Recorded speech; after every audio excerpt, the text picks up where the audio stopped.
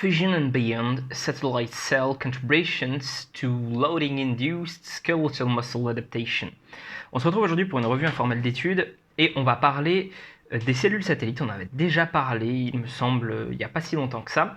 Mais là, en gros, ils ont essayé de prendre une perspective en se disant qu'est-ce que ça fait pour la prise de muscle et de façon générale les adaptations au niveau musculaire.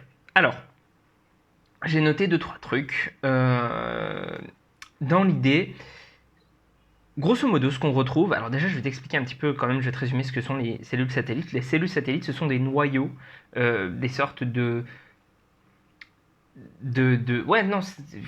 sortes de noyaux qui sont autour de tes cellules musculaires et qui vont pouvoir être activés par certains facteurs qu'on va voir et qui vont se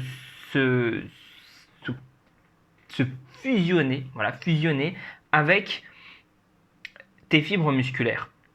Alors pourquoi, etc. Et bien justement, c'est un peu tout le truc. Alors, déjà, elles vont être activées par la tension, elles vont être activées par les dommages musculaires. Certains disent même par les stéroïdes, les stéroïdes, c'est pas les stéroïdes ce sont la testostérone, grosso modo.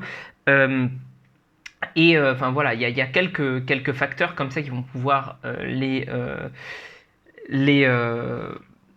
activer, mais en fait, de façon globale, c'est pas vraiment ces facteurs-là qui vont les faire s'activer, c'est le fait qu'il y ait une atteinte aux fibres musculaires, des dommages musculaires qui vont faire que ces cellules-là vont souvent s'activer, fusionner, et en fait, en donnant leur noyau aux fibres musculaires, elles permettent aux fibres d'avoir plus de puissance de transcription.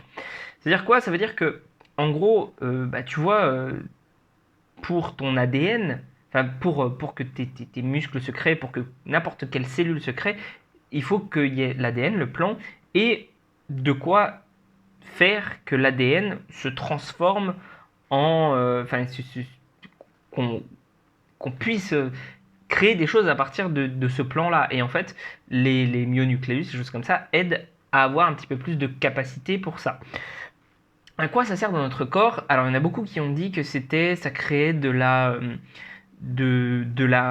réserve, en gros, parce que si jamais tu crées du muscle, au bout d'un moment, si tu crées juste du muscle et que tu n'ajoutes pas de nouveaux noyaux, des nouvelles protéines musculaires et que tu n'ajoutes pas de nouveaux noyaux, eh bien forcément à un moment tu vas te retrouver avec un large bout, un plus large bout, sans capacité de créer de nouvelles protéines. Donc en fait ces cellules satellites serviraient à faire en sorte que ça puisse continuer à s'étendre.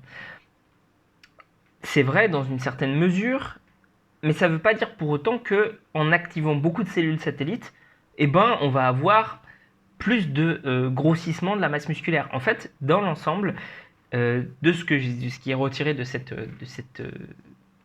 revue de la littérature, en fait, finalement, c'est qu'elles vont être importantes pour réparer les dommages qui sont faits aux fibres musculaires. C'est-à-dire que c'est le moment en fait où quand tu fais des dommages à tes fibres musculaires où c'est le plus important d'avoir de la capacité de transcription parce qu'il faut recréer des protéines et donc elles vont souvent fusionner avec les fibres musculaires pour créer cette réparation de dommages. En créant cette réparation de dommages et en fusionnant, peut-être qu'elles vont permettre derrière d'avoir des plus grandes fibres musculaires. Mais c'est pas le fait de créer des dommages qui va faire que tu vas créer du muscle, c'est le fait d'avoir généré suffisamment de tension qui va générer des dommages, qui va faire en sorte d'ajouter des cellules satellites et donc du coup qui va permettre peut-être un petit peu de gagner du muscle. Mais tu peux avoir, par exemple, on a des souris à qui on a enlevé toutes les cellules satellites, où on a fait en sorte qu'elles ne fonctionnent plus, leurs cellules satellites, eh bien elles ont créé de l'hypertrophie. Elles ont juste créé moins d'hypertrophie que celles qui ont... je te dis ça très, très, très, très grosso modo, parce qu'il y a un grand détail qui est fait dans cet article-là, mais très grosso modo... eh bien, ces cellules ces souris qui avaient un petit peu, ces ces cellules satellites-là qui fonctionnaient pas bien, bah, elles ont pu créer de l'hypertrophie, mais moins que celles qui en avaient qui fonctionnaient bien. Ça ne veut pas dire pour autant qu'il faut revenir au mythe de « Ah oui, il faut faire des dommages musculaires pour créer de l'hypertrophie ». Encore une fois, je vais être bien clair là-dessus. Parce qu'en fait, n'importe quel workout où tu vas générer de la tension va générer un minimum de dommages musculaires. On n'a pas besoin de beaucoup de dommages musculaires. On a besoin juste d'un minimum pour avoir cette fusion-là. Voilà. Donc ça, c'est important. Et puis de toute façon, au bout d'un moment, tu vas me dire oui, mais en fait, si au bout d'un moment, nos muscles finissent par être habitués, on crée plus de dommages musculaires et tout.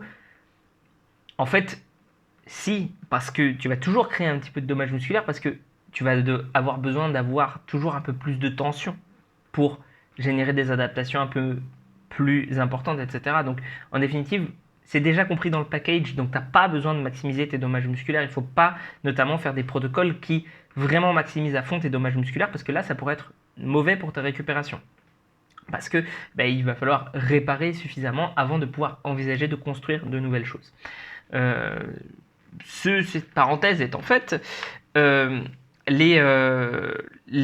semblerait aussi que les cellules satellites aient un impact sur la vascularisation. Et ça, je l'avais déjà dit, il me semble, dans l'autre vidéo à ce sujet-là. Et c'est toujours intéressant, en fait, de voir que ça n'a pas forcément uniquement ce qu'on pensait au départ, quoi, on va dire. Comment dire, on remarque qu'il y a aussi des cellules satellites qui sont activées quand on fait notamment des événements d'endurance, etc. Alors que l'endurance n'est pas vraiment connue pour créer beaucoup de muscles. Donc voilà, encore une fois, un truc qui se rajoute à ça. Et puis ils disent bien qu'on n'a pas encore tout compris au niveau des cellules satellites et qu'on a encore plein de choses à découvrir. Mais voilà, dans l'ensemble, voilà à peu près tout. Et sur ce, prends soin de toi et on se retrouve pour une prochaine vidéo.